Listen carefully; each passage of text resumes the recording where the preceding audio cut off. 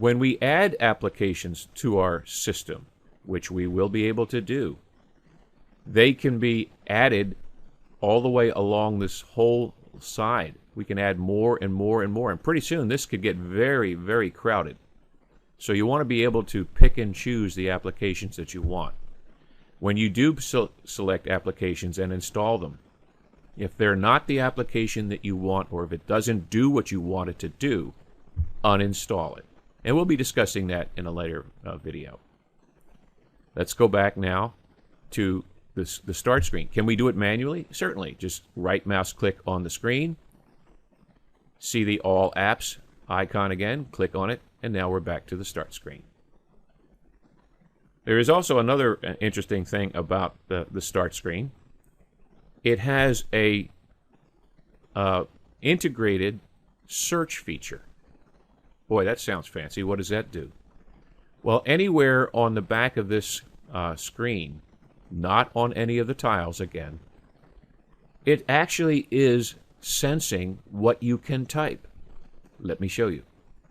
If you're a Windows 7 user, you may want to get to the control panel. Well, that's a built-in application in Windows. It's also in Windows 8. But how do I get to it? By simply moving your mouse pointer to any blank spot on the background of the start screen, just start typing what you like. In this case, control panel.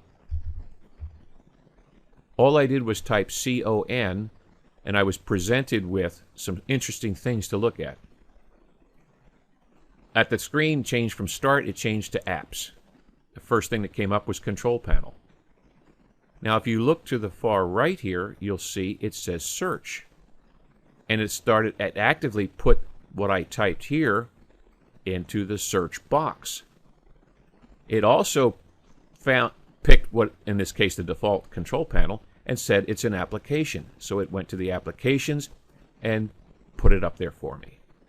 We can search for settings, files, and we can actually search on some of these other tiles. We'll get into that shortly. But let's just open Control Panel. Now, since Control Panel is an application that is run in the desktop environment, where do you think it's going to go? Let's find out. I'll click on Control Panel, and it went to our desktop, if you will. And, of course, it opened up the Control Panel. Again, if you're a Windows 7 user, you're probably familiar with this screen. That's how you can get to it.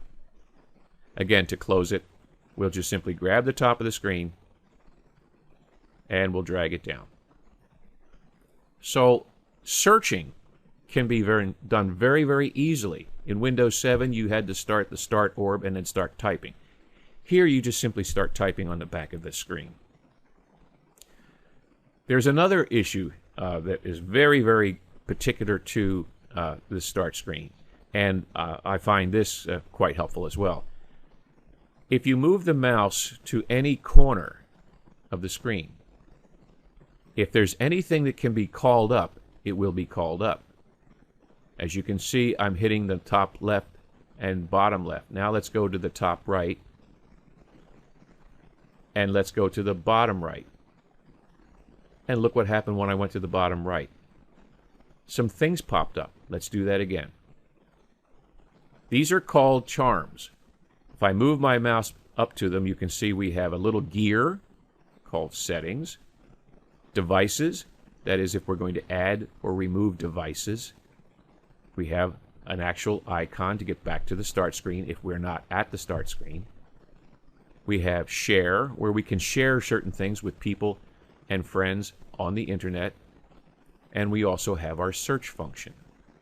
You'll also notice too that when we have the charms menu up, that we have in the lower left corner of the screen, we have the time and date.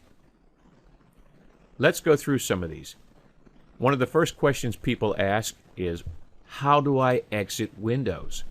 Do I just turn off my computer? No, you don't want to do that. You want to go through the normal shutdown procedure. Well, believe it or not, this is not obvious. As you can see, there's no start orb, so how do we turn it off? Well, the way we do that is we go to the charms bar again, select the little gear Settings, and from Settings you'll see we have Start, Tiles, Help. Remember that one because that'll come in handy for you. It shows an icon of our network, speaker, which is our sound volume, brightness changing. Well, we don't have that available on our screen here, so that's not active. As you can see, it's grayed out. Notifications to let us know if there's anything that we should know. For example, updates that might be available. Keyboard. This is really designed primarily for changing the language in the control panel to select the keyboard for your particular language. But we also have something called power. If I click on the power button, I have three options: sleep, shutdown, and restart.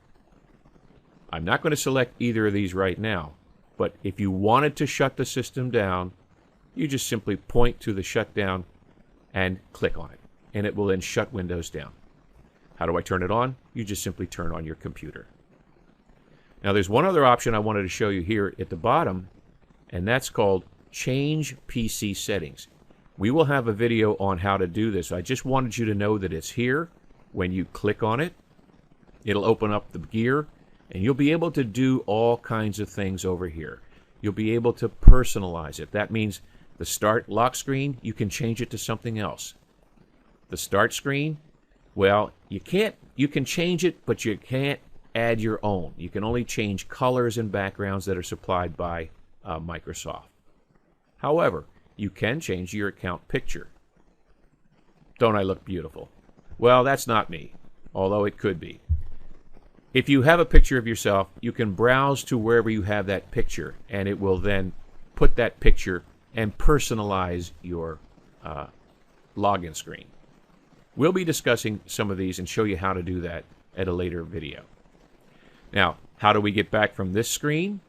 Well, this is not an application per se, but if you grab it, just like you do with any other, and drag it down, you've now closed it. Well, I think that's going to end this particular video. Step back, look at it, practice, play with it. Don't be afraid to click on things. We'll be going on to the start screen again. We'll be adding more things to it and discussing more things in a later video. Thanks for watching.